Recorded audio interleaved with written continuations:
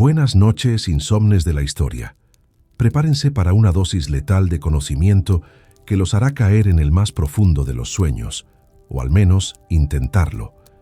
Pero antes de sumergirnos en esta oscuridad medieval, cuéntanos, ¿desde dónde nos estás escuchando? ¿Y qué hora es allá? Déjanoslo en los comentarios. Nos gusta saber en qué rincón del mundo se desvela tu curiosidad. Ahora sí, imagina que cada mañana despiertas sabiendo que tu cuerpo es una deuda, que tu piel es una moneda y que tu rostro es el campo de batalla de un imperio llamado belleza. En la Edad Media, nacer mujer era entrar en una guerra sin espadas, una guerra silenciosa, sin ejércitos ni proclamas, pero con víctimas, miles, silenciadas por velos, por rosarios, por ungüentos ardientes y corsés homicidas. Porque la belleza no era un privilegio, era una penitencia. Te arrancaban las cejas para que tu frente pareciera más celestial. Te vaciaban el vientre con hierbas asesinas para conservar la forma. Te blanqueaban la piel con mercurio para borrar cualquier rastro de sol o de vida. Te quemaban el cabello con vinagre caliente para que no parecieras una bruja. Y si aún así no eras bella, al menos como los hombres y los clérigos definían esa palabra, entonces eras una amenaza, un chiste o una hereje. ¿Te suena exagerado? Esta noche no vamos a hablar de castillos ni de princesas. Vamos a hablar de púas, de vendas, de ayuno y vómito, de martirios voluntarios. Vamos a caminar por los pasillos húmedos de conventos donde la belleza se castigaba o se vendía al mejor postor. Y lo haremos en silencio, porque la belleza medieval era ante todo una forma de sumisión, una jaula, una cruz. Y esta noche vamos a entrar en esa jaula, ¿te atreves? Imagina abrir los ojos en una habitación fría, de piedra, iluminada por la luz pálida de un amanecer que apenas se cuela entre las rendijas de una ventana. Y eso es exactamente lo que necesitas ahora. Dime, ¿desde dónde nos escuchas esta noche? ¿Y qué hora es en ese rincón del mundo donde estás intentando dormir? Respira profundo. Lo que estás por escuchar no es un cuento de hadas. Es el reflejo oscuro de un espejo que durante siglos juzgó a las mujeres sin hablar. Imagina abrir los ojos en una habitación fría, de piedra, iluminada por la luz pálida de un amanecer que apenas se cuela entre las rendijas de una ventana. Te llamas Marguerite, o Agnes, o tal vez Isabel. Da igual, no importa tu nombre, importa tu rostro y lo que estás a punto de hacer con él. No hay duchas, no hay maquillaje de farmacia, solo una palangana con agua turbia, un trozo de lino raído y un ritual que no elegiste, pero del que no puedes escapar. Porque en la Edad Media, la belleza no era una elección, era una deuda, una sentencia, una jaula invisible construida por sermones, supersticiones y cuchicheos entre monjas y madres. El espejo, cuando lo hay, es un lujo peligroso. No refleja una identidad, sino un estándar, un mandato, un castigo. ¿Tu frente es lo suficientemente alta? ¿Tus mejillas suficientemente pálidas? ¿Tus cejas suficientemente ausentes? Sí, has oído bien. Arrancar las cejas no era una opción estética, era una obligación, una prueba de modestia, de virtud. Las cejas eran vistas como animales salvajes que debían ser domadas, o mejor aún, extirpadas. Una pinza tosca, a veces incluso carbón caliente, y un dolor que anunciaba el comienzo del día. Todo para que la frente se extendiera como una llanura infinita, símbolo de pureza y obediencia. Cuanto más alta, más devota, más santa, más digna de existir. El cabello, esa bandera de individualidad, también era vigilado, cubierto, trenzado hasta desaparecer. En algunas regiones, especialmente entre las mujeres casadas, era un crimen mostrarlo, porque el cabello excitaba, y una mujer excitante era una mujer peligrosa. Así que se escondía bajo tocas, velos, cofias. La cabeza se convertía en un mapa oculto, una geografía prohibida incluso para sus dueños. La piel debía ser pálida, no porque el sol dañara, sino porque el sol era para los campesinos. los pobres, los que trabajaban en el campo. Una piel blanca como la harina era símbolo de clase, de linaje, de encierro. ¿Cómo se lograba eso? Con vinagre, con plomo, con arsénico, con recetas heredadas entre generaciones de mujeres que se enseñaban a envenenarse sin saberlo. Las mejillas rojas, los labios teñidos con carmín, hecho de insectos triturados o extractos de plantas venenosas. La belleza era un veneno que se bebía gota a gota frente al espejo. Y todo esto, por supuesto, se hacía en silencio, porque la belleza femenina no podía ser ruidosa, no podía ser consciente, debía ser natural, o al menos parecerlo. Como si las mujeres nacieran así, sin cejas, sin expresión, sin voz, pero detrás de cada gesto había miedo, a no ser elegida, a ser repudiada, a ser llamada bruja, fea, impura, a perder un matrimonio arreglado, a ser enviada a un convento no por vocación, sino por inadecuación. Porque sí, ser bella era una cuestión de supervivencia. Y no hablamos de vanidad, hablamos de acceso, a comida, a techo, a protección. En la corte, las mujeres competían en silencio, no por amor, por seguridad, un vestido más ceñido, un perfume más fuerte, una joya mejor colocada, una sonrisa a medias. Todo era una danza invisible, una coreografía de sufrimiento encubierto en terciopelo y lino. Las que fallaban desaparecían. Literalmente, se las enviaba lejos, se las silenciaba, se las borraba de los registros familiares. Pero no pienses que esto era exclusivo de las nobles. En las aldeas también se replicaba este terror. La muchacha que no se casaba antes de los 20 era vista con sospecha. La que tenía acné con repulsión. La que era demasiado alta, demasiado baja, demasiado algo, era un problema, un defecto, una carga.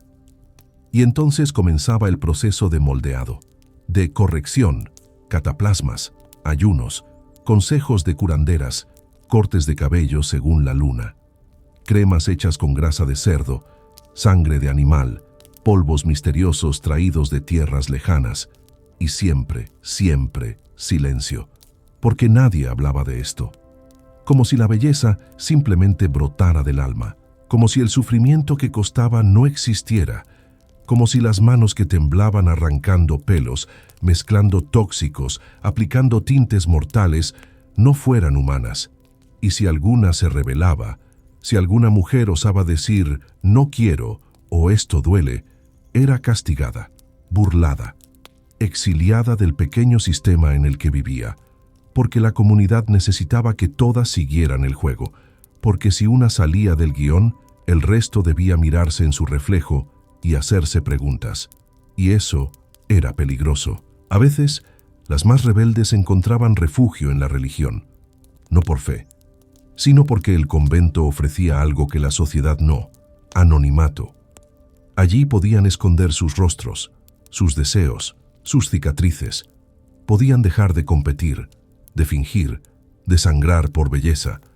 Pero incluso allí, la vigilancia no cesaba. Las monjas también tenían sus códigos, sus reglas, sus propias formas de embellecer el alma a través del castigo del cuerpo. Las niñas aprendían desde pequeñas a sentarse con las piernas cerradas, a bajar la mirada, a no hablar de más, a no reír con la boca abierta, a no correr, a no broncearse, a no mostrar, a no preguntar.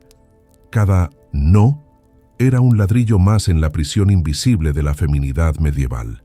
Y los hombres eran los jueces, los destinatarios, los que decidían si un rostro era aceptable, si un cuerpo era digno, si una mujer merecía protección o castigo. Muchos eran también víctimas de su época, por supuesto, obligados a buscar esposas puras, a desconfiar del deseo, a medir la virtud ajena con reglas que no entendían, pero eran, en última instancia, los beneficiarios de ese sistema de embellecimiento obligatorio. Este fue el legado que muchas mujeres heredaron sin saberlo, una colección de rituales dolorosos, disfrazados de rutinas, una cadena de normas absurdas que sobrevivieron siglos y que, de formas más sutiles, todavía respiran entre nosotras. Porque sí, hoy tenemos cremas hipoalergénicas, Clínicas, cirugías, Instagram. Pero la lógica no ha cambiado tanto. El espejo sigue allí, silencioso, exigente. Y la pregunta sigue siendo la misma. ¿Qué estás dispuesta a hacer para que te vean? Te levantas cada día en un cuerpo que no eliges, pero que debes disciplinar.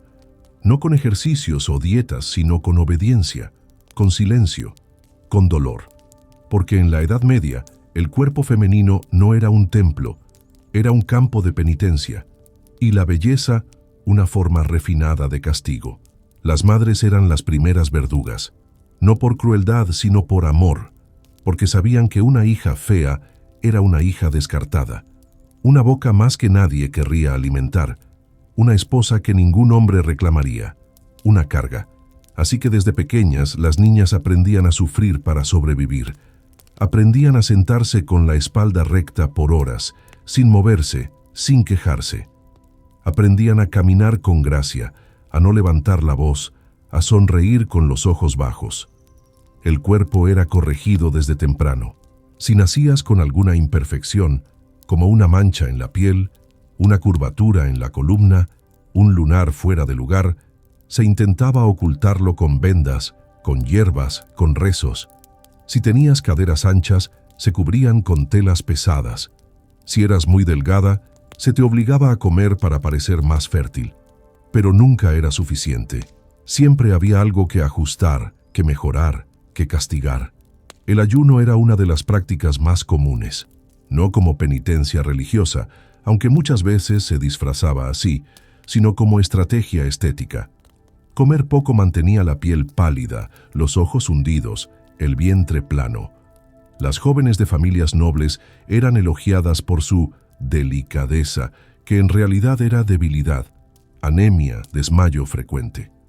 Se desmayaban durante las misas, durante los paseos, durante los banquetes, y eso se celebraba. ¡Qué dama tan etérea!, decían. Parece un ángel que apenas toca el suelo. Los pechos también eran problema. Si eran grandes, se aplastaban con vendas. Si eran pequeños, se rellenaban con paños o almohadillas. No había una forma ideal, solo una constante. El cuerpo debía adaptarse al deseo de otros, nunca al propio. Y si alguna se atrevía a caminar erguida, a mirar de frente, a reír con fuerza, entonces era sospechosa, una provocadora, una bruja. Los perfumes eran un lujo, pero también una necesidad. En un mundo donde el agua era escasa y el jabón una rareza, el olor corporal se convertía en signo de clase. Las mujeres ricas usaban mezclas de rosas, sándalo, almizcle y ámbar. Las pobres, si tenían suerte, hervían hierbas y se las frotaban en la piel. Pero todas sabían que el aroma era más que un placer, era una máscara. Una forma de esconder el cuerpo real bajo una ilusión fragante. Los dientes eran otro campo de batalla, blancos, rectos, intactos, un privilegio casi imposible. Así que se recurría a remedios peligrosos. Se enjuagaban con vinagre, se tallaban con sal gruesa, se frotaban con ceniza. Algunas mujeres ricas incluso usaban ácido de limón o mezclas con orina animal. El resultado era corrosivo, literalmente. Pero un diente blanco valía más que una sonrisa sincera. Las manos también eran observadas. Debían ser suaves, pálidas, delgadas, las uñas cortas, limpias, los dedos largos. Para lograrlo, se evitaban las tareas domésticas a toda costa. Las mujeres nobles no tocaban tierra, ni agua sucia, ni herramientas. Algunas dormían con guantes impregnados en leche y miel. Otras se frotaban las manos con harina y vinagre antes de dormir, porque una mano áspera podía arruinar un matrimonio. Y los ojos, debían ser grandes, brillantes, húmedos, como de ciervo, como de ángel. Para eso, se utilizaban gotas de jugo de belladona, una planta tóxica que dilata las pupilas y da ese brillo tembloroso. Pero también causa alucinaciones, vómitos, ceguera. Algunas perdían la vista en el intento. Pero ¿qué importaba la visión si podías parecer más deseable durante unos segundos? El ideal femenino era imposible, una mezcla entre virgen, madre, santa y sirena. Tenías que ser casta pero atractiva, sumisa pero encantadora, débil pero funcional. Y todo eso debía reflejarse en tu apariencia, en tu piel, en tu olor, en tu forma de mirar. La belleza era una máscara tan pesada que muchas se derrumbaban bajo ella. Literalmente, los conventos estaban llenos de mujeres rotas. Algunas entraban por vocación, pero muchas otras por huida. Huían del matrimonio, del juicio social, de las exigencias imposibles. En el convento podían raparse el cabello, cubrirse con hábito, dejar de pensar en perfumes y corsés. Pero allí también había reglas, también había castigos, también había espejos invisibles que te recordaban que, incluso fuera del mundo, seguías siendo juzgada. Y las que no tenían opción ni recursos, simplemente desaparecían. Las campesinas, las sirvientas, las esclavas, sus cuerpos no eran adornados, sino usados. No se les pedía belleza, sino silencio, pero si alguna destacaba por su rostro, por su figura, podía ser vendida, violada, explotada. La belleza no era protección, era peligro, era condena. Así que cada mañana, al abrir los ojos, lo primero que sentías no era esperanza, era miedo. Miedo de no cumplir, de no agradar, de no ser lo que se esperaba, porque sabías que tu vida dependía, muchas veces, de cómo lucías, no de lo que pensabas, no de lo que sentías, no de lo que soñabas. La belleza medieval era un sistema de control, un campo de entrenamiento, un laberinto sin salida, y tú eras su prisionera más obediente. ¿Alguna vez te has maquillado frente al espejo con una mezcla de miedo y esperanza? Miedo de no lograr el efecto deseado. Esperanza de que, esta vez, seas suficiente. Pues bien, en la Edad Media, esa sensación era literal. Maquillarse podía matarte, lentamente, sin que lo supieras, sin que nadie te lo advirtiera. Porque la belleza no solo dolía, también envenenaba. Buenas noches, insomnes de la historia. Has llegado a Noches de Historia Aburrida, el podcast donde nada especialmente interesante ocurre. Y eso es justamente lo que tu cerebro sobreestimulado necesita. Dime, ¿desde qué ciudad nos escuchas hoy? ¿Y qué hora marca el reloj en tu lado del mundo? Ahora relájate, pero mantén los ojos abiertos, porque lo que estás a punto de oír es tan inquietante como real. Bienvenido a los secretos más letales del tocador medieval. Empecemos por lo básico, la piel. En una época donde el baño era visto con sospecha y la suciedad era, paradójicamente, sinónimo de pureza espiritual, lograr una tez blanca e inmaculada era un desafío. La solución: polvos blanqueadores a base de plomo. Sí, plomo. Un metal pesado, venenoso, corrosivo y sorprendentemente popular en la cosmética del siglo XIV. Las mujeres lo aplicaban en capas gruesas sobre el rostro, día tras día, hasta que la piel comenzaba a agrietarse, a enrojecerse, a sangrar. Pero eso no importaba, porque el tono lechoso era más importante que la salud. El plomo además tenía efectos acumulativos. Deterioraba los riñones, dañaba el cerebro, causaba abortos espontáneos, pero nadie conectaba esos síntomas con el maquillaje, porque ¿quién iba a imaginar que un pequeño ritual de embellecimiento podía matar? La muerte era algo lejano, la belleza una urgencia diaria. Pero no era solo el rostro lo que se maquillaba. Las venas se marcaban con tintes azulados para simular una piel tan traslúcida como el mármol. Las mejillas se coloreaban con extractos de cinabrio, un derivado del mercurio, lo que provocaba temblores, pérdida de memoria, paranoia. Los labios se teñían con mezclas de carmín extraído de insectos triturados y otra vez mercurio. Era un cóctel mortal que se reponía varias veces al día. Y lo más irónico, estas prácticas no eran clandestinas, eran aspiracionales. Las mujeres de la corte las lucían con orgullo. Las jóvenes las imitaban con devoción. Las madres las enseñaban con ternura. Nadie las cuestionaba, porque nadie quería ser la fea del pueblo, la olvidada, la que no conseguía marido, la que se quedaba sola, pobre, vulnerable. El maquillaje era un seguro de vida, uno envenenado, y aún así, lo más trágico no era la toxicidad química, sino la simbólica. Porque incluso quienes no tenían acceso a cosméticos importados desde el norte de África o el Mediterráneo, buscaban replicar los efectos con ingredientes caseros: cal, harina, polvo de hueso. Algunas incluso usaban orina humana fermentada para aclarar manchas. El estándar estético era tan inalcanzable como brutal, y alcanzarlo, costara lo que costara, era un mandato silencioso. En algunos monasterios, donde las mujeres supuestamente habían renunciado a los placeres del mundo, también existía la vigilancia estética.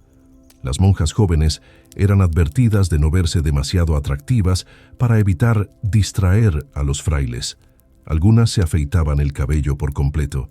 Otras se frotaban la piel con ortigas para generar sarpullidos. Lo feo era un escudo, lo bello un castigo, y en medio ellas, instruidas para negarse a sí mismas. Volvamos a la calle. Imagina a una campesina llamada Isabel, de unos 17 años. Está por casarse con un hombre al que apenas conoce.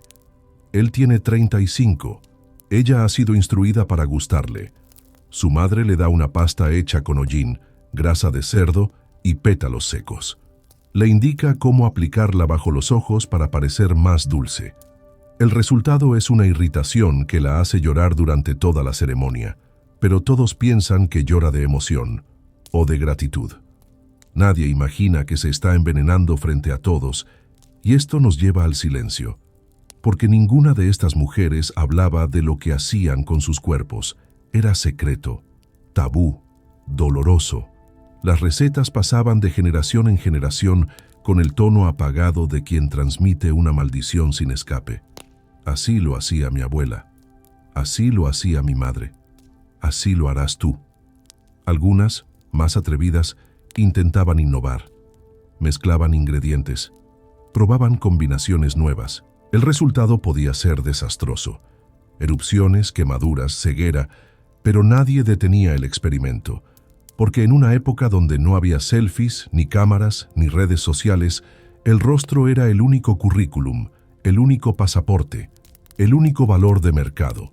Y los hombres, una vez más, eran los espectadores privilegiados de este espectáculo de autodestrucción. Algunos preferían la belleza natural, sin saber que incluso eso era una ilusión trabajada con pinzas, polvo y sudor. Otros exigían perfección, y si su esposa enfermaba por sus cosméticos, la reemplazaban, como si fuera culpa suya, como si no hubiera hecho todo lo posible por gustar. En los manuscritos de la época, raramente se menciona este tema, porque se consideraba asunto de mujeres. Pero en las notas marginales, en los diarios de confesores, en las cartas entre amigas, aparecen pistas, lamentos, advertencias veladas. Una joven escribe a su prima: «El ungüento que me diste me ha dejado la piel como cera derretida, pero él dijo que me veía más bella que nunca». Esa frase resume todo. El precio de la belleza medieval era la deformidad, y aún así, valía la pena, porque él lo dijo. No todas se sometían, claro. Algunas rechazaban los cosméticos, pero eran vistas como brujas, o como arrogantes, o como sucias, porque la ausencia de maquillaje no era neutral. Era un gesto político, un desafío al sistema, y el sistema castigaba. Incluso las prostitutas, relegadas a los márgenes de la sociedad, tenían sus propios códigos de belleza. Usaban pelucas teñidas con orina, coloreaban sus pezones con bayas silvestres, limaban sus dientes para que parecieran más blancos. El cuerpo era su herramienta de trabajo, y la belleza su seguro de vida. Más cruel aún, si enfermaban por los cosméticos, perdían el único recurso que las protegía del hambre. La belleza era una trampa sin salida. En el extremo opuesto, las reinas y damas nobles tenían acceso a versiones más refinadas de estos venenos, pero el principio era el mismo: más caros, más exóticos, más tóxicos, agua de lirios mezclada con arsénico, polvos de perla falsos, tintes con óxido de cobre. Y todo aplicado por sirvientas que también enfermaban en el proceso. La belleza no era un privilegio, era un campo de batalla. Así, siglo tras siglo, el ritual continuó, refinado, perfeccionado, invisibilizado, hasta que se convirtió en costumbre, en norma, en tradición. Y hoy, cuando abrimos una paleta de sombras o aplicamos un labial, rara vez pensamos en esas mujeres, en sus manos temblorosas, en sus rostros desfigurados, en sus muertes prematuras, pero están allí, en cada espejo, en cada producto, en cada gesto automático que repetimos sin pensar. Ellas murieron para que la belleza fuera posible, o al menos para que pareciera alcanzable. ¿Y tú? ¿Qué estás dispuesta a hacer para sentirte bella? Imagínate frente a un espejo de cobre pulido. No refleja con nitidez, pero alcanza para ver lo esencial: tu silueta, tus curvas, o la ausencia de ellas. Respiras hondo y sientes cómo las ballenas del corsé te aprietan el torso. No puedes toser, no puedes comer, no puedes llorar, pero luces perfecta, o eso te dicen. En la Edad Media, la obsesión por el control del cuerpo femenino no se detenía en la piel. Iba más allá, mucho más allá. Se hundía en las costillas, en los músculos, en los huesos. La silueta ideal, esa figura etérea, delgada, casi fantasmal, no era un don natural. Era el resultado de un trabajo constante, doloroso y muchas veces irreversible. Y claro, siempre en silencio, siempre en secreto. Uno de los instrumentos más emblemáticos de esta violencia era el corsé. Aunque su diseño variaría con los siglos, su propósito siempre fue el mismo: moldear el cuerpo femenino para ajustarse al deseo masculino. Una cintura de avispa, un busto elevado, un torso rígido, todo meticulosamente ajustado, atado, comprimido. Cada mañana, las mujeres eran vestidas por otras, sirvientas, madres, hermanas, que apretaban los cordones hasta que el cuerpo cedía o colapsaba. Respirar se volvía un acto consciente. Las costillas flotantes, esas que se encuentran al final del tórax, eran empujadas hacia adentro, literalmente desplazadas. Algunas mujeres, en su afán de complacer los estándares, se quitaban quirúrgicamente esas costillas, o las fracturaban para facilitar el ajuste del corsé. No hay sutileza aquí, solo una verdad brutal: la forma del cuerpo debía adaptarse al molde, no al revés. Y no era solo vanidad. En muchos casos, era supervivencia. Una mujer con buena figura tenía más chances de casarse, de evitar sospechas, de obtener protección. En una sociedad donde el valor femenino se medía por la apariencia, lucir deseable era tan vital como respirar. Aunque para lograrlo hubiera que dejar de respirar bien. Pero el corsé no era el único método. También estaban los ayunos forzados, las dietas extremas, el vómito inducido, con hierbas o con dedos. Algunas jóvenes, presionadas por sus familias, recurrían a monjas médicas que ofrecían brebajes supresores del apetito, mezclas de vinagre, agua con limón y raíces amargas.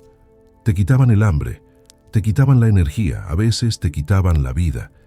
Y si el cuerpo seguía siendo rebelde, estaban las cintas, las cuerdas, las fajas de cuero. En algunos conventos, las novicias usaban cinturones de castidad no solo para evitar tentaciones, sino para ocultar sus curvas. Ser plana, invisible, incorpórea. El ideal no era verse sana, era verse pura. Y la pureza, en esta lógica retorcida, se asociaba con la fragilidad. Lo más inquietante es que muchas de estas prácticas eran celebradas públicamente. Una dama que lograba reducir su cintura a menos de 40 centímetros era motivo de orgullo familiar. Se le exhibía como una obra de arte, se le elogiaba en las fiestas, se le mostraba a las visitas, pero en la intimidad su cuerpo gritaba, dolía, se inflamaba. Algunas desarrollaban hernias, otras neumonía por la falta de oxigenación, muchas infertilidad, porque apretar el abdomen durante años no es inocuo, deforma, daña, rompe. Y si crees que esto solo afectaba a las élites, te equivocas. En las clases bajas, el ideal era distinto, pero igualmente cruel. Las campesinas eran valoradas por su fortaleza física, su resistencia, su capacidad de cargar, parir, cosechar. Pero eso no significaba libertad, significaba otra forma de control. Su cuerpo debía ser funcional, fértil, atractivo, pero no provocador, sano, pero no dominante. Existían reglas tácitas sobre cómo debía caminar, reír, mirar. Demasiado movimiento de cadera era indecente, demasiada musculatura masculina. La belleza aquí era una cuerda floja. Incluso las niñas no escapaban a esta lógica. A partir de los 6 o 7 años se les enseñaba a caminar con gracia, a no correr, a no levantar la voz, a mantener el vientre contraído. Algunas eran vendadas para evitar que sus cuerpos se desarrollaran demasiado rápido. Otras eran obligadas a dormir con pesas sobre el abdomen para aplanar el estómago. No se trataba solo de estética, era un entrenamiento, un adoctrinamiento. Y aquí entra el rol de las madres, porque muchas veces eran ellas quienes aplicaban estas técnicas, no por maldad, no por crueldad, sino por amor malentendido. Querían proteger a sus hijas, prepararlas para un mundo hostil, un mundo donde una cintura ancha podía ser una condena, donde una espalda recta podía ser interpretada como arrogancia, donde una mirada directa podía ser castigada con aislamiento. Así, generación tras generación, la tortura se heredaba, se normalizaba, se ritualizaba, hasta que se volvía invisible, hasta que las mujeres comenzaban a pedir ellas mismas el corsé más apretado, la dieta más estricta, la rutina más extenuante. Porque no hacerlo era descuidarse, era ser floja, era no tener disciplina. ¿Te suena familiar? Los hombres, por supuesto, tenían sus propios estándares, pero no eran los mismos, ni tan dolorosos, ni tan limitantes. Un hombre gordo podía ser respetado, un hombre sucio, un guerrero, un hombre feo, un sabio. A las mujeres no se les concedía esa amplitud. Debían ser bellas, pero sin esfuerzo visible, delgadas, pero no enfermizas, deseables, pero no sexuales. Un equilibrio imposible. ¿Y qué pasaba con las mujeres que se negaban? Las que no querían usar corsé, las que comían con libertad, las que mostraban sus curvas sin miedo. Eran señaladas, burladas, marginadas. Algunas eran acusadas de brujería, otras de promiscuidad o de arrogancia. Porque desobedecer los códigos del cuerpo era subversivo, era peligroso, era revolucionario. En algunos textos médicos de la época se advertía contra la mujer rebelde, aquella que camina con demasiado vigor, que no cuida su postura, que no tiene el decoro del silencio. Se le atribuían enfermedades mentales, se le diagnosticaba histeria, se le aplicaban sangrías, se le encerraba, porque no había lugar para lo no domesticado, lo no moldeado. La arquitectura misma de los espacios reflejaba esta obsesión. Las camas eran estrechas, los asientos bajos, los vestidos pesados, todo diseñado para mantener el cuerpo femenino contenido, lento, dócil. Incluso las iglesias, con sus bancos fríos y duros, castigaban la espalda recta. Querían a las mujeres inclinadas, doblegadas, humildes. ¿Y tú? ¿Alguna vez te has sentido incómoda en tu propia piel? ¿Te has corregido frente al espejo? ¿Te has disculpado por tu forma de caminar, de vestir, de estar? No estás sola, no eres la primera. Y tristemente, no serás la última. Pero conocer esta historia, esta herencia de corsés invisibles, es el primer paso para romperla, para nombrarla, para desarmarla. Porque la belleza que duele no es belleza. Es castigo, es control, es silencio. Cierra los ojos un momento. Imagina que estás en un convento de piedra, frío como la conciencia ajena.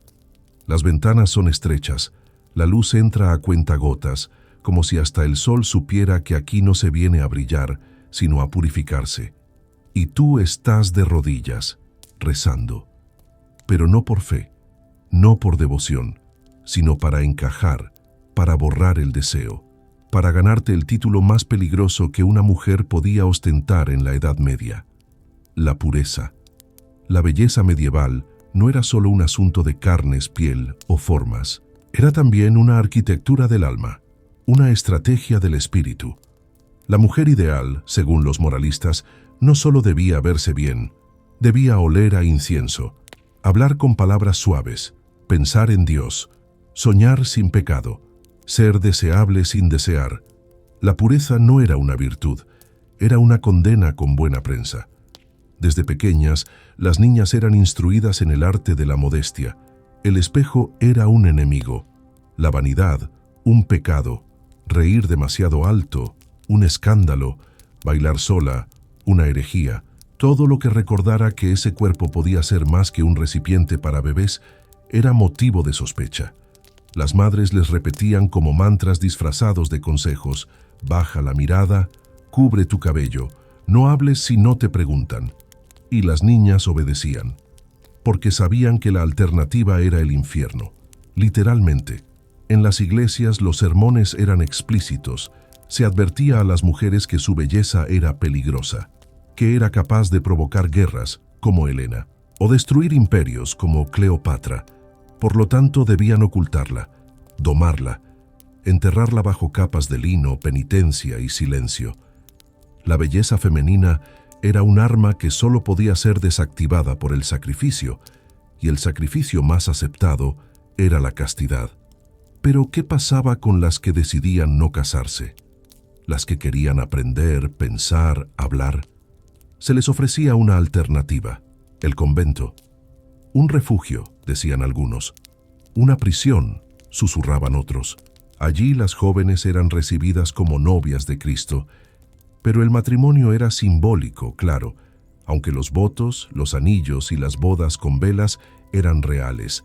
Y lo que seguía también: aislamiento, disciplina, ayuno espiritual y físico. En muchos conventos, las monjas dormían sobre tablas, se flagelaban con cuerdas, comían pan duro, ayunaban días enteros para mortificar el cuerpo, porque la belleza no debía sentirse, ni gozarse, ni mostrarse. Debía doler, debía extinguirse. Solo así podía acercarse a lo divino. Lo irónico y lo profundamente perturbador es que estas mujeres eran, a menudo, admiradas por su luz interior. Los peregrinos viajaban para verlas, para pedirles consejo, para tocar sus ropas, pero no por quienes eran, sino por lo que representaban: la renuncia absoluta. Eran vistas como flores marchitas por voluntad propia, y eso, en esta lógica torcida, era lo más hermoso de todo. Fuera del convento, la pureza seguía siendo una obsesión. Las doncellas que llegaban vírgenes al matrimonio eran premiadas. Sus familias recibían regalos, sus nombres eran elogiados en las fiestas. Pero si se sospechaba lo contrario, aunque fuera solo un rumor, todo se derrumbaba. Un vestido blanco podía volverse negro de la noche a la mañana, y la mujer, un objeto dañado, una mancha, una deshonra. Y sí, había pruebas, métodos grotescos, exámenes físicos realizados por ancianas expertas, pruebas de sangre en las sábanas nupciales, interrogatorios, y cuando no bastaba, la palabra del hombre era la ley. Si él decía que no era virgen, ella era culpable. Punto. Podía ser devuelta a su familia, humillada públicamente, en algunos casos lapidada, porque la pureza no era solo una expectativa, era un contrato invisible, y su ruptura una traición social. Este culto a la virginidad tenía una cara aún más siniestra: las niñas. Muchas eran comprometidas desde pequeñas, y cuanto más jóvenes, mejor, porque así se garantizaba su pureza. Algunas se casaban a los 12, o incluso antes, y se esperaba que llegaran al altar intactas, aunque ni siquiera entendieran lo que eso significaba. No era amor, no era elección, era una carrera contra el tiempo, contra el desarrollo, contra la autonomía. Y si una mujer era viuda, la vigilancia no desaparecía. Al contrario, se volvía más intensa, porque ahora tenía experiencia, y eso, en una sociedad obsesionada con la ignorancia femenina, era peligroso. Una viuda sensual era una amenaza. Podía seducir, manipular, liberarse. Por eso muchas eran obligadas a vestir de negro, a evitar fiestas, a guardar luto durante años o de por vida, porque el deseo de una mujer madura era algo que debía esconderse o castigarse. Incluso la menstruación era motivo de vergüenza. Se la consideraba sucia, impura, una señal de castigo divino. Las mujeres debían alejarse de los altares durante su periodo. No podían tocar objetos sagrados, ni cocinar para ciertas celebraciones. Algunas llevaban amuletos para controlar el flujo o hierbas para purificarse, porque sangrar, ese acto natural inevitable, era visto como un recordatorio de su culpa ancestral. Eva, el pecado original, el origen de todo mal. Y mientras tanto, los hombres eran celebrados por lo contrario, por su deseo, por su experiencia, por su potencia. Eran viriles, fogosos, valientes.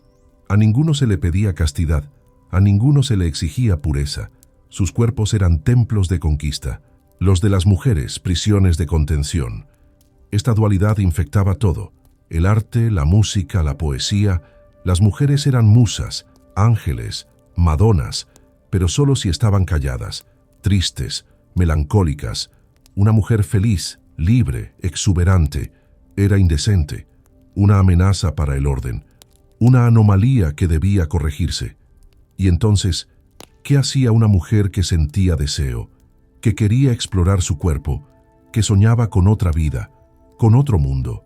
Algunas escribían en secreto, o cantaban en las noches, o dibujaban en las paredes, o escapaban al bosque, o se encontraban con otras, en silencio, en penumbra, en complicidad, porque resistir, aunque fuera con una mirada, también era un acto de belleza, una belleza no aprobada, pero profundamente humana.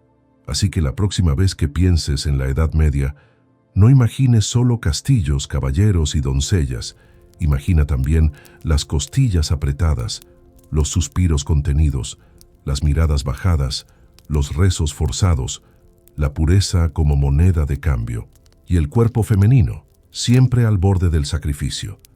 Porque a veces la historia más oscura es la que se cuenta con la luz apagada. Imagina que despiertas antes del amanecer. Aún no hay canto de gallos, pero tú ya estás de pie, no por devoción, sino por obligación. Tu primer pensamiento no es la oración ni el desayuno. Es tu ropa, no la parte visible, no los encajes, no los bordados. Es lo que nadie ve, lo que se clava en tu piel, lo que marca tu cuerpo como un hierro caliente. Las fajas, los corsés, las ligaduras, esa armadura íntima que no te protege de nada, solo te aprieta para moldearte, para embellecerte, para que desaparezcas. La Edad Media fue, para las mujeres, una época en la que la belleza se medía en silencios, en sacrificios, en dolores que no podían gritarse. El cuerpo femenino era el enemigo número uno. Debía ser domado, doblegado, disimulado. Y si la naturaleza se atrevía a formar curvas, caderas, senos o muslos, había que corregirla, reprimirla, enjaularla. Y ahí entraban en escena los artefactos del tormento cotidiano. Cinturones de cuero, vendajes, fajas de lino grueso, corsés rudimentarios, algunos hechos en casa, otros heredados, algunos ajustados por la propia madre, que con manos firmes repetía el gesto que aprendió de la suya. Es por tu bien, decían. Así serás más deseada, más digna, más mujer. Pero el mensaje era claro. Tu forma natural no es suficiente. Tu torso debe ser más largo, tu cintura más fina, tus pechos elevados pero ocultos, tu vientre inexistente y tus costillas comprimidas. No importa si duele, no importa si sangra, no importa si te cuesta respirar.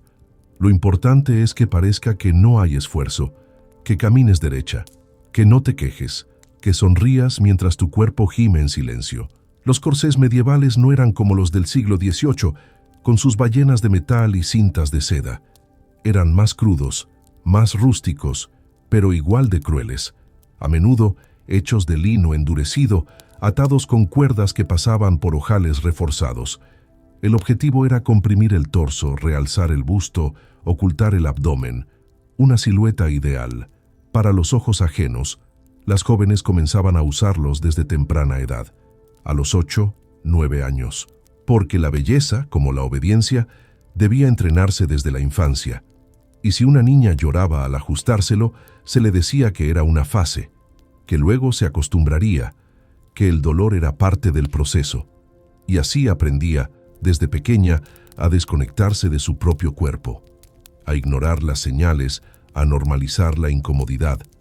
Pero no solo eran corsés, también estaban las fajas de castidad, no las famosas de hierro que fueron más mito que realidad, sino versiones simbólicas, cinturones apretados, vendajes sobre los muslos, incluso redecillas para proteger la entrepierna. Todo bajo la idea de que el cuerpo debía ser vigilado, controlado, silenciado. Estas prendas afectaban la salud de forma brutal. Las mujeres sufrían desmayos frecuentes por la compresión del diafragma.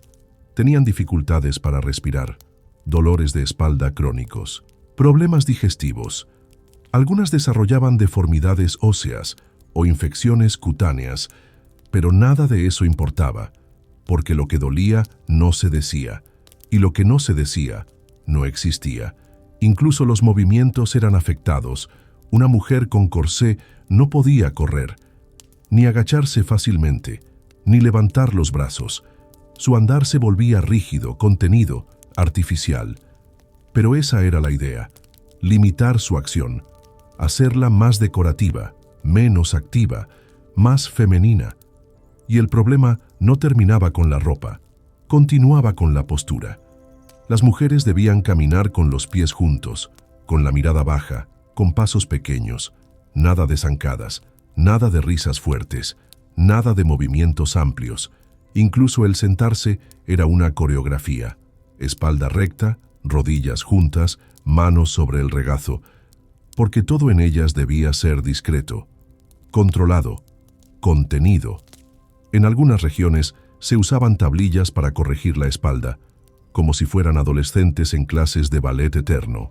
Y si una mujer tenía joroba o simplemente mala postura, se consideraba una falla moral, una falta de disciplina, de educación, de clase. Y sí, había mujeres que resistían, que aflojaban los cordones, que escondían los corsés cuando podían, que preferían el dolor de una reprimenda al de una jornada entera encorsetadas, pero eran pocas, y eran señaladas, mujeres fáciles, malcriadas, pecadoras, porque en este teatro de la virtud, quien no sufría, no era digna. Algunas incluso se sometían a prácticas aún más extremas. En ciertas cortes, especialmente en el Renacimiento tardío, influenciado aún por ideas medievales, surgió la costumbre de blanquear la piel con productos químicos, albayalde, plomo, arsénico, sustancias tóxicas que dejaban la piel lisa, sin imperfecciones, y lentamente enferma, pero bella, según los estándares, mortalmente bella. Y es que en el fondo, todo este culto al autocastigo tenía una lógica clara. Una mujer que sufre por ser hermosa demuestra que es valiosa, que está dispuesta a sacrificarse, que no es perezosa, ni rebelde, ni suelta. Su cuerpo era su carta de presentación, su tarjeta de obediencia, su credencial para pertenecer al mundo. ¿Y qué pasaba con los hombres? Nada de esto. Ellos podían vestirse con comodidad, respirar libremente, caminar a grandes pasos, reír, comer sin miedo a engordar, sudar sin ser juzgados. Su belleza era un extra, no una obligación, y si no eran bellos, no importaba. Tenían otras formas de validar su existencia: el poder, la inteligencia, el dinero, la violencia. Las mujeres, en cambio, solo tenían el cuerpo, y ese cuerpo debía ser perfecto, aunque se rompiera por dentro. En este sistema, incluso el silencio era parte del atuendo. Las mujeres eran educadas para no quejarse, para soportar, para aguantar. Si se desmayaban, era romántico. Si sufrían, era heroico. Si lloraban, era delicado. Y si morían jóvenes, hermosas y obedientes, eran perfectas. Pero no todas aceptaron este destino. Algunas escribieron en secreto, denunciaron las injusticias en cartas, en diarios. Otras simplemente vivieron al margen, con cuerpos libres, con risas escandalosas, con pasos firmes. Fueron pocas, sí, pero existieron, y en su resistencia silenciosa sembraron una semilla, porque la belleza, cuando se construye sobre el dolor, es solo una máscara, una ilusión, un veneno con perfume. Y quizás, solo quizás, alguna de esas mujeres, al quitarse el corsé en la noche, al fin suspiraba con alivio, no por el descanso, sino por recordarse que aún podía respirar. Imagina un cabello largo, brillante, cayendo como seda negra o dorada sobre los hombros de una mujer medieval. Ahora imagina unas tijeras, no unas de plata, decoradas con filigrana, sino unas pesadas, oxidadas, manejadas por una mano ajena.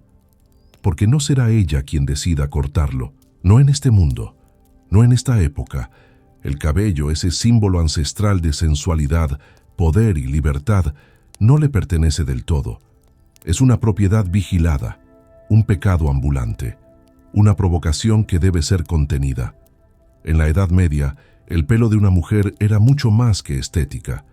Era símbolo, carga, amenaza y tentación. El cabello suelto era visto como libertinaje, como falta de decoro. Era carne en forma de fibra. Era piel disfrazada, y por eso debía ser oculto, domado, domesticado, como todo en el cuerpo femenino. Las mujeres, al casarse, debían cubrirse el cabello. Era un rito de paso, como si el velo sellara una puerta que ya no podía abrirse. Antes del matrimonio, si se permitía mostrar el pelo, era bajo ciertas normas, con ciertas restricciones, y siempre con la mirada de los padres vigilando. Después, era una ofensa mostrarlo, un acto impúdico, una herejía visual. Pero no bastaba con cubrirlo, también debía mantenerse limpio, y ese era otro problema. El agua limpia era escasa, los peines rudimentarios, el tiempo inexistente. Las mujeres de clases bajas recurrían a hierbas, vinagre, grasa animal. Las de clases altas usaban perfumes, aceites, incluso orina fermentada para aclarar el tono. Sí, lo has leído bien. Belleza a cualquier precio, aunque oliera a establo. El cabello largo, además, era difícil de cuidar. Se enredaba, se infestaba. Los piojos eran inquilinos habituales. Las liendres, compañeras silenciosas. No era raro que las mujeres raparan sus cabezas por higiene, o por castigo, o por devoción. Las monjas, por ejemplo, lo hacían como símbolo de renuncia. Se despojaban de su cabellera para entregarse a Dios. Un acto radical, definitivo, casi sacrificial. Pero cuando una mujer del pueblo era rapada en público, el mensaje era otro. No se trataba de fe. Era vergüenza, era escarnio. Las adúlteras, las prostitutas, las brujas acusadas eran rapadas como forma de castigo, porque el cabello era belleza, pero también identidad, y arrebatarlo era borrar a la persona, dejarla desnuda ante la mirada del pueblo. Imagina la escena: una plaza, una multitud, una mujer de rodillas, un verdugo no con hacha, sino con tijeras. Cada mechón que cae es un juicio, una risa del público, un escupitajo, un castigo simbólico. Porque en una sociedad donde el cuerpo femenino es culpable desde el nacimiento, todo puede volverse arma. En algunas regiones, como en el norte de Europa, las mujeres cubrían su cabello con coifas, tocados, velos elaborados. En ciertas cortes, estos tocados eran tan complejos que requerían ayuda para ser colocados. Eran estructuras de tela, metal y encajes que parecían castillos sobre la cabeza. Belleza arquitectónica, ridículo funcional, pero no eran solo un adorno, eran una muralla, una frontera, un recordatorio de que la mujer debía estar contenida, de que su cuerpo, incluso su cabello, debía mantenerse oculto, invisible, indeseado. Y si hablamos de castigos, no podemos ignorar los cortes forzados. A las mujeres acusadas de brujería se les rapaba como parte del proceso inquisitorial. La idea era que el cabello albergaba poderes mágicos, que las brujas escondían hechizos entre sus trenzas, que los demonios susurraban en los rizos. Cortar el cabello era neutralizarlas, despojarlas de su poder, humillarlas antes de quemarlas. Pero la crueldad no terminaba ahí. Incluso después de la muerte, el cabello seguía siendo temido. En muchas tumbas medievales, los cadáveres femeninos eran encontrados con la cabeza rapada.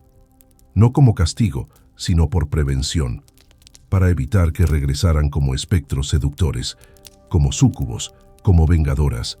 El cabello era también objeto de fetiche. Algunos hombres conservaban mechones de sus amantes como reliquias.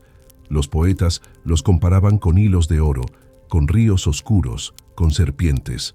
Pero esos mismos hombres exigían a sus esposas que se cubrieran, que se anularan, porque la mujer debía ser virgen y puta, santa y objeto, visible y oculta.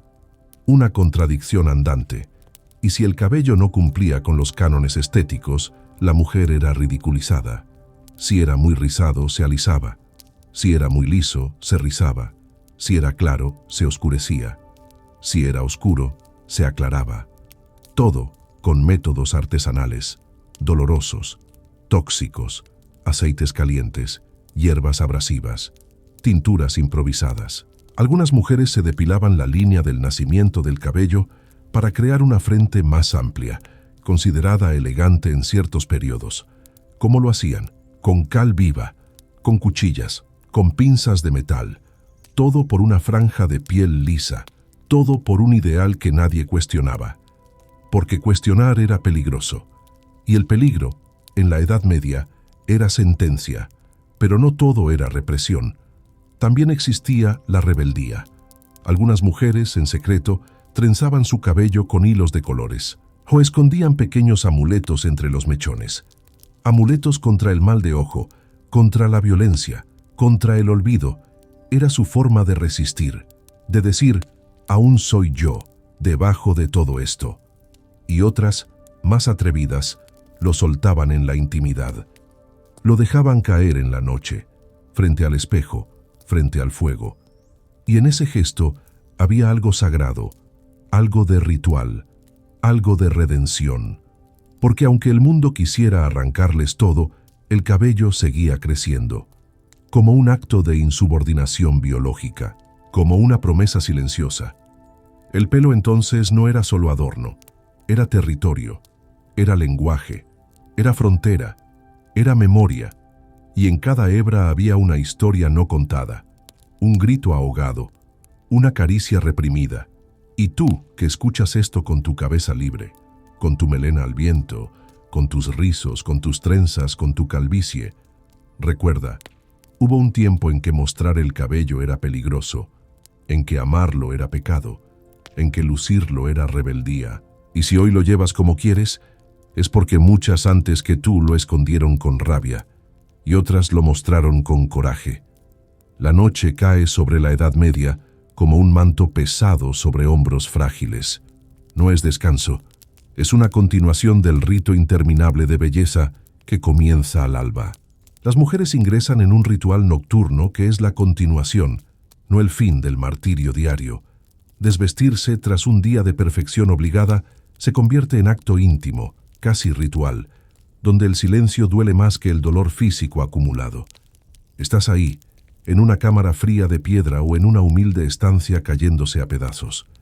No hay luz, solo un candil vacilante que ilumina tu cuerpo exhausto, marcado por vendas, corsés, ligaduras comprimidas. Tu piel arde donde la presión fue mayor. Tu respiración jadea, lenta, porque el aire que inhalas aún lleva las marcas de una tortura estética refinada.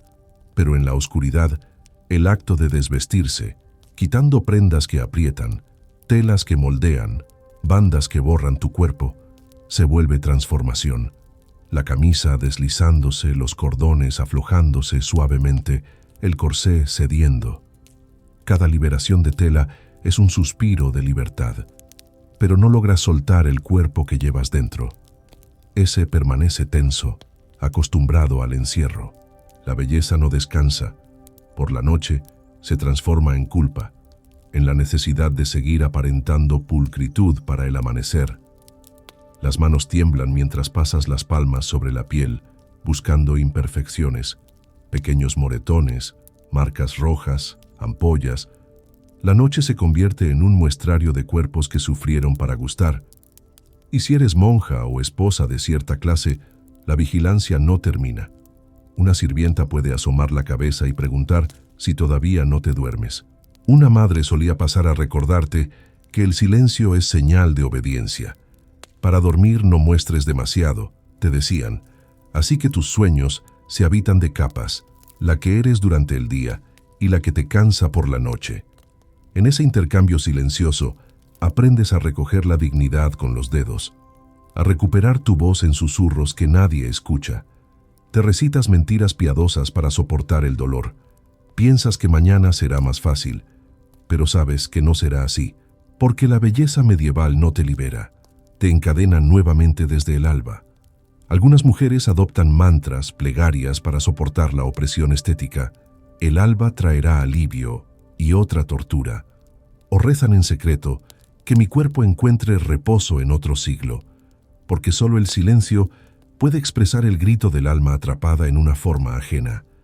Y si la noche no fuera suficiente, algunas recurren a ungüentos sedantes, mezclas de manzanilla, vino viejo, raíces suaves, aplicadas en la sien, en la nuca, en los párpados cerrados. Pero esos remedios también son advertencia. El cuerpo no logra descansar sin ayuda. Suelta texturas calmantes sobre la piel, esperando que calmen también los fantasmas del día. Hay quienes narran cuentos cortos para dormirse, historias de mujeres que escaparon de los conventos para correr libres en el bosque, de otras que rompieron sus corsés al alba y se rieron sin corsés ni vendas.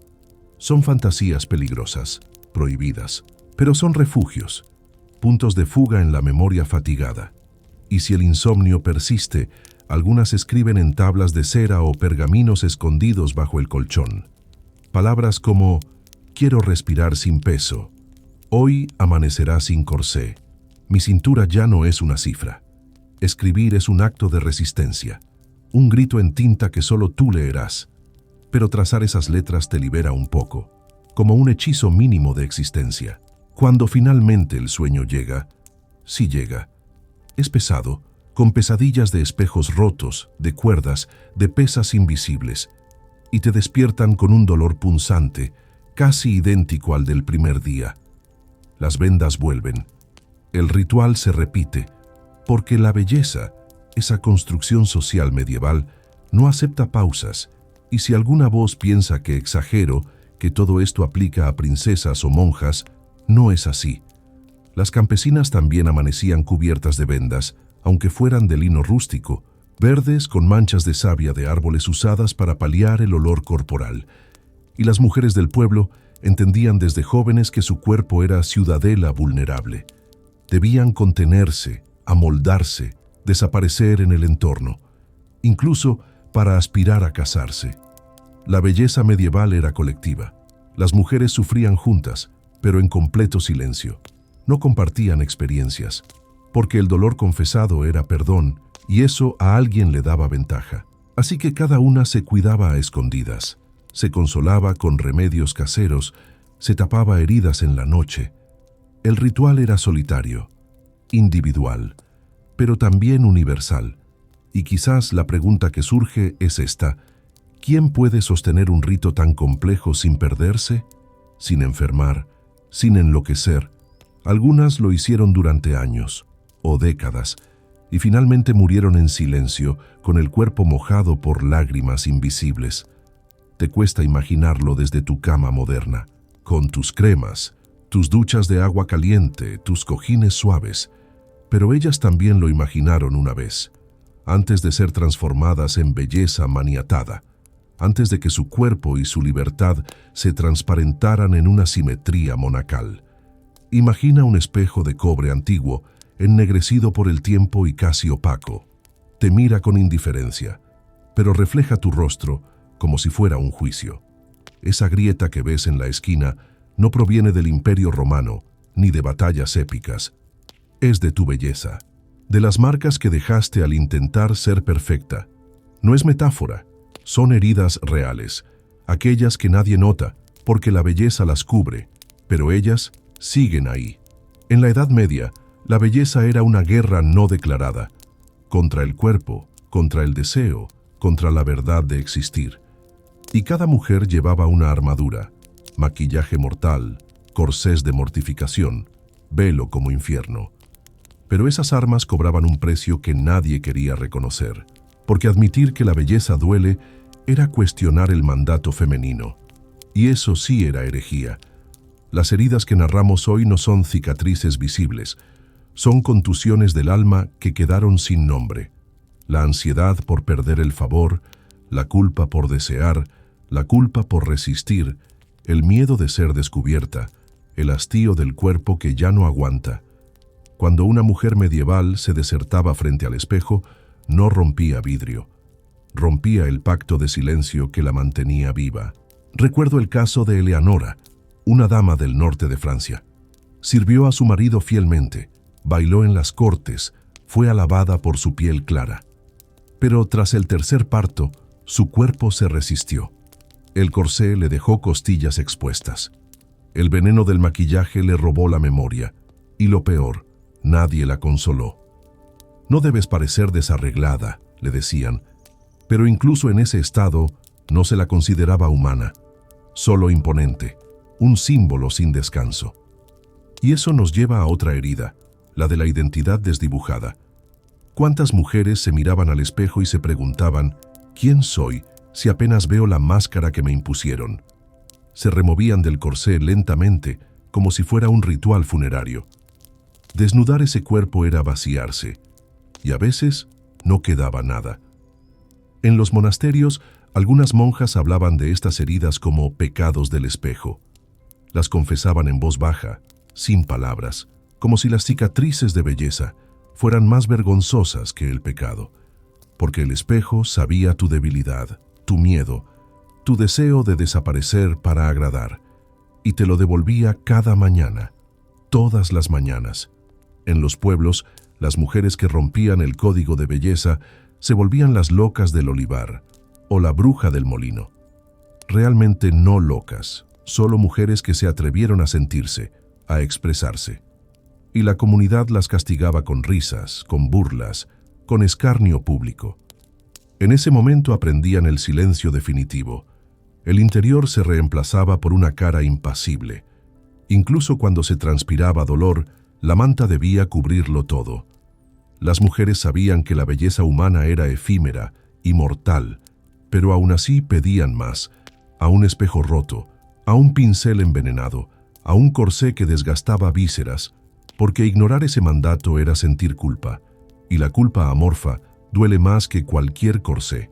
Y una vez que has sufrido lo suficiente, aprendes a perdonarte con gestos mínimos, lavarte la cara con agua fresca en invierno, dejar dormir a tu cuerpo sin corsé al menos una noche, romper un espejo silenciosamente. Pequeñas rebeliones que mueren al alba, porque al día siguiente vuelves a empacar tu piel con telas, tóxicos, apariencias. Por eso, la belleza medieval fue una herida, no una ofrenda, una herida elegida, consentida, impuesta. Y si hoy puedes dormir sin vendas, sin maquillaje venenoso, sin corsé impuesto, tienes en tus manos una forma de regalo. Solo recuerda a Eleanora. Nostalgia de belleza rota, confesada en susurros.